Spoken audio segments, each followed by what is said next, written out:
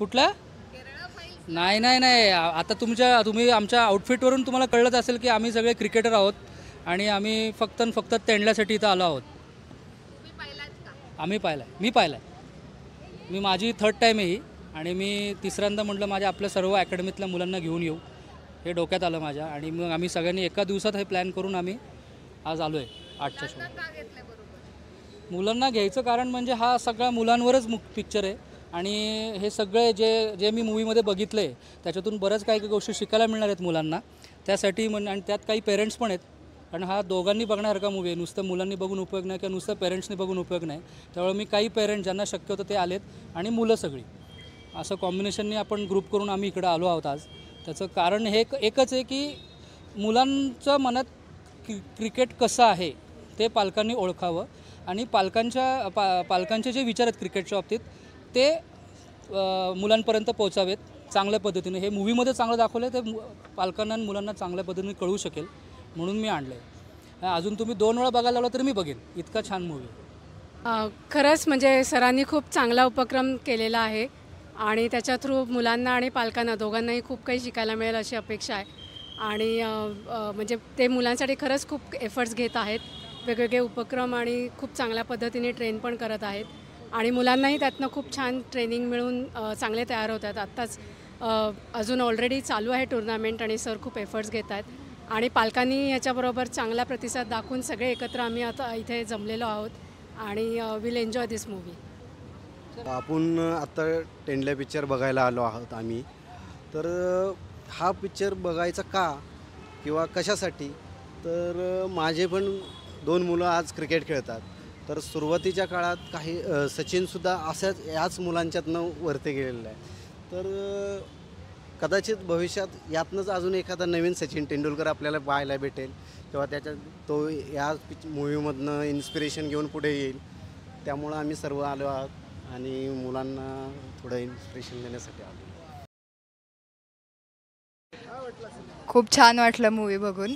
खूप दिवसांनी क्रिकेटवरती असा इतका चांगला मूवी बघितला आहे आणि तेंडुलकर म्हणजे आपल्या सगळ्यांचंच आयडॉल आहे आणि त्याच्यावरून इन्स्पायर होऊन एखादा मूवी बघितला आहे. आणि हे सगळ्यांचं आमचं सगळ्यांचं ड्रीम आहे की त्याच्यासारखं तर होऊ नाही शकत पण ॲटलिस्ट त्या लेवलला बॅटिंग बॉलिंग काही क्रिकेटमधलं असू दे आम्हाला करता यावं.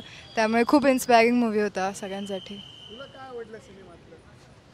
सिनेमा चांगला होता अँड त्याच्यातलं जे स्टोरी होती ती पण मीन्स इंटरेस्टिंग होती ॲज क्रिकेटर्ससाठी अँड मीन्स चांगलं होतं.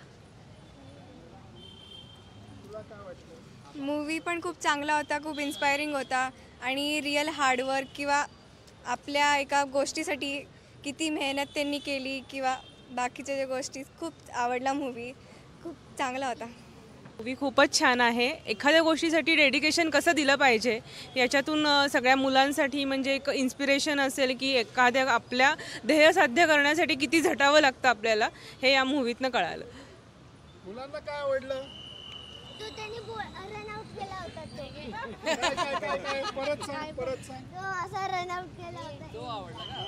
तुला काय आवडलं ते मूवीमधलं सगळ्यात भारी पार्ट ते त्यांनी मेहनत केली सगळ्यांचा टी व्ही घ्यायला परत ते बॅट्स वगैरे सगळं घ्यायला.